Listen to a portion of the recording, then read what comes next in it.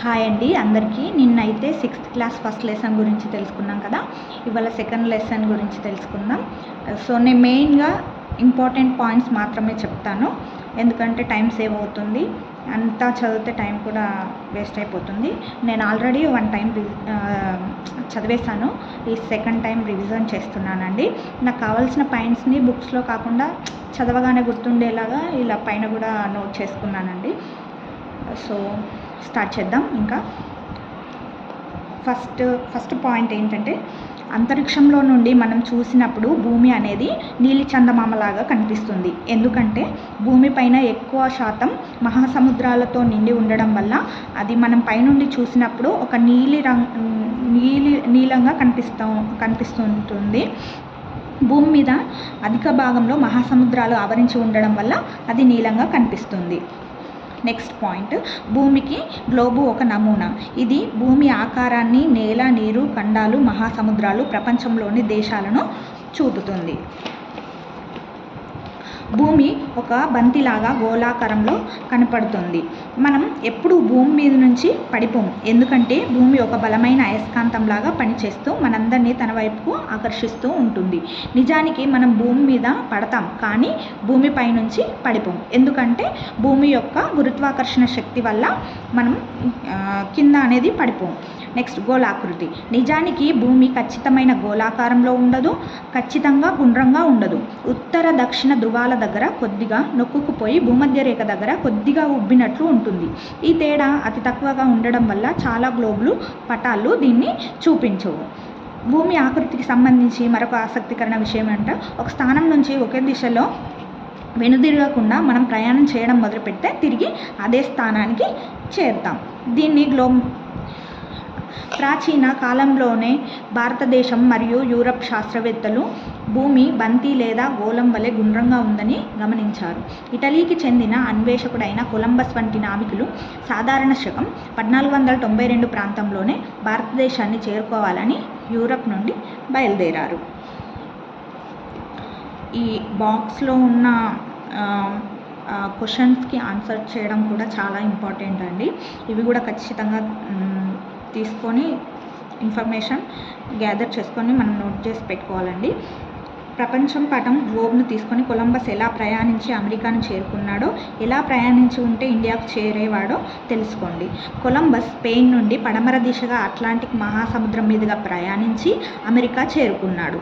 Columbus Spain నుండి తూర్పు దిశగా మధ్యధరా సముద్రం, ఎర్ర సముద్రం, ఆఫ్రికా దక్షిణ కొన, కేప్ ఆఫ్ గుడ్ హోప్ చుట్టి హిందూ మహాసముద్రం మీదుగా ప్రయాణించి ఉంటే ఇండియాకు చేరేవాడు.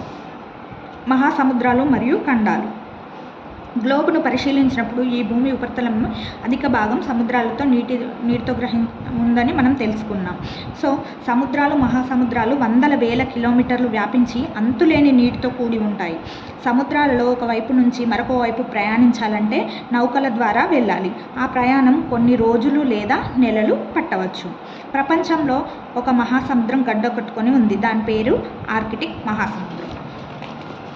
నెక్స్ట్, గ్లోబును పరిశీలించి 4 మహాసముద్రాల పేర్లను రాయండి. పసిఫిక్ మహాసముద్రం, అట్లాంటిక్ మహాసముద్రం, హిందూ మహాసముద్రం, ఆర్కిటిక్ మహాసముద్రం.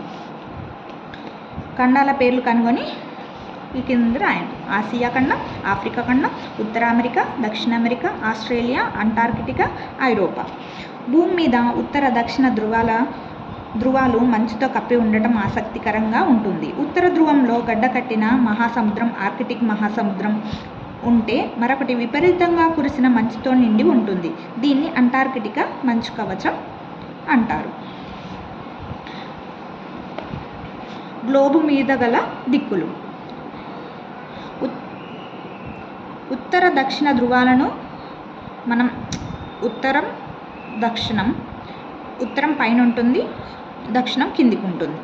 ఉత్తరాభిముఖంగా ఉంటే కుడివైపు తూర్పును, ఎడమవైపు పడమరని తెలుసుకున్నారు. ఫస్ట్ లెసన్లో మనం తెలుసుకున్నాం.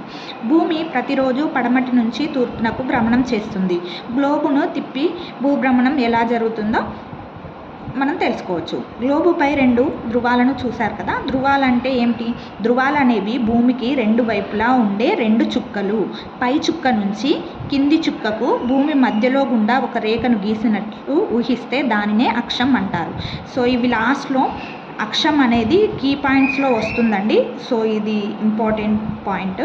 ఈ అక్షం చుట్టూ భూమి భ్రమణం చేస్తుందని చెప్పవచ్చు. ఉత్తరం, దక్షిణం, పడమర నుండి తూర్పుకి భ్రమణం చేస్తూ ఉంటుంది. సో దీన్ని అక్షం అని అంటారు.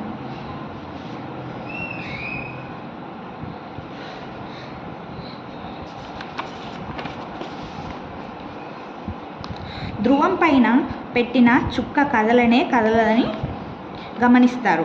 అంటే అదే స్థలంలో ఉంటుంది. భూమధ్య రేఖ మీద చుక్క పెడితే ఏమవుతుంది?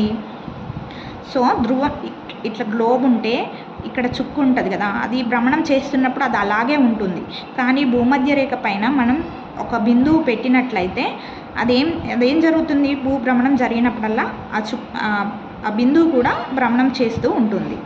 గ్లోబు మీద రేఖలు. గ్లోబు మీద ఒకదానికొకటి ఖండించుకుంటున్న అనేక రేఖలను చూశారు. కొన్ని ఉత్తర ధ్రువం నుంచి దక్షిణ ధ్రువానికి, మరికొన్ని పడమర నుంచి తూర్పుకు ఉన్నాయి. గ్లోబ్ మీద మరియు పటంలో ఒక ప్రాంతాన్ని గుర్తించడానికి మానచిత్రాలు, మ్యాప్లు రూపకర్తలు గీసిన ఊహారేఖలు ఇవి. వీటిని ఎలా గీస్తారో పై తరగతులలో నేర్చుకుంటాం. ఇప్పుడు మనం ముఖ్యమైన రేఖల గురించి తెలుసుకుందాం. గ్లోబుపై అక్షాంశ రేఖాంశాల భావనలను తెలియజేసే గీతలతో పాటు ధ్రువాలపై కూడా ఆర్యభట్ట వంటి భారతీయ పూర్వీకులకు స్పష్టమైన అవగాహన ఉండి ప్రదేశాలను గురించి వివరించడానికి ఆ పదాలను ఉపయోగించారు. అంటే అక్షాంశ రేఖాంశాల భావనలను తెలియజేసే గ్లోబుపై అక్షాంశ రేఖాంశాల భావనలను తెలియజేసే గీతాలతో పాటు ధ్రువాలపై కూడా ఆర్యభట్ట, అంటే అక్షాంశాల రేఖాంశాల గురించే కాకుండా ధ్రువాలపై కూడా ఆర్యభట్ట వంటి భారతీయ పూర్వీకులకు స్పష్టమైన అవగాహన ఉంది. అక్షాంశాలు. భూమికి అడ్డంగా పడమర నుంచి తూర్పుకు ఉన్న ఊహారేఖలను అక్షాంశాలు అంటారు. ఇది కీ పాయింట్స్లో వెనకాల ఉంటాయి కదా ఇక్కడ కీలక పదాలు. సో అందులో అక్షాంశాలు ఉంటుంది. ఇది కూడా ఇంపార్టెంట్. భూమికి అడ్డంగా పడమర నుంచి తూర్పునకు ఉన్న ఊహారేఖలు అక్షాంశాలు. ఈ అక్షాంశాలలో పొడవైనది భూమధ్య రేఖ. ఇది గ్లోబును 2 సమాన భాగాలుగా చేస్తుంది. ఈ 2 అర్ధ భాగాలను అర్ధగోళాలు అంటారు. గ్లోబ్లో భూమధ్య రేఖను గుర్తించి అది ఏ ఖండాల గుండా పోతుందో రాయండి. సో గ్లోబ్లో భూమధ్య రేఖ అనేది దక్షిణ అమెరికా, ఆఫ్రికా, ఆసియా ఖండాల గుండా పోతుంది. అదేవిధంగా ఉత్తర, దక్షిణ అర్ధగోళాలను గుర్తించండి. ఏ అర్ధగోళంలో భారతదేశం ఉంది? ఉత్తర అర్ధగోళంలో భారతదేశం ఉంది. ఏ అర్ధగోళంలో భూభాగం కంటే జలభాగం ఎక్కువగా ఉంది? దక్షిణ అర్ధగోళంలో భూభాగం కంటే ఎక్కువ జలభాగం ఉంది. రేఖాంశాలు. ఒక ధ్రువం నుంచి వేరొక ధ్రువాన్ని నిలువుగా కలుపుతూ ఉండే రేఖలను రేఖాంశాలు అంటారు. అక్షాంశాల్లా కాకుండా ఇవన్నీ ఒకే పొడవును కలిగి ఉంటాయి. అక్షాంశాలు ఇలా ఉంటే రేఖాంశాలు అనేవి ఇలా ఉంటాయి. ఒకటి గ్రీనిచ్ రేఖాంశం, దీన్నే 0 డిగ్రీ రేఖాంశం అని కూడా అంటారు. మరొకటి అంతర్జాతీయ దినరేఖ, దీనిని 180 డిగ్రీల తూర్పు పశ్చిమ రేఖాంశం అని కూడా అంటారు. ఈ రేఖల ప్రాముఖ్యాన్ని గురించి మీరు ఉన్నత తరగతులు నెక్స్ట్ క్లాసులలో తెలుసుకోవచ్చు. సో ఇవి ధ్రువాలు. ఇక్కడ అక్షాంశాలు, రేఖాంశాలు కలిసి గ్లోబ్ను ఒక వలలాగా కప్పి ఉంచి ఒక ప్రాంతాన్ని గుర్తించడానికి ఉపయోగపడతాయి. సో అక్షాంశాలు, రేఖాంశాలు అనేది ఏ విధంగా ఉపయోగపడతాయి అంటే ఒక ప్రాంతాన్ని గుర్తించడానికి ఉపయోగపడతాయి. ఒక ప్రాంతపు అక్షాంశం, రేఖాంశం తెలిస్తే ఆ ప్రాంతాన్ని గ్లోబు మీద కానీ మానచిత్రంలో కానీ సులభంగా గుర్తించగలం. సో ఇవ్వండి అక్షాంశాలు అంటే భూమికి పడమర నుంచి తూర్పుగా అక్షాంశాలు ఇలా ఉంటాయి. రేఖాంశాలు ఇలా ఉంటాయి. సో ఇందాక మనం అంతర్జాతీయ దినరేఖ 180 డిగ్రీల తూర్పు పశ్చిమ రేఖాంశం అని కూడా అంటారు. 0 డిగ్రీ రేఖాంశాన్ని గ్రీనిచ్ రేఖాంశం అని అంటారు. 180 డిగ్రీల తూర్పు పశ్చిమ రేఖాంశాన్ని అంతర్జాతీయ దినరేఖ అని కూడా అంటారు.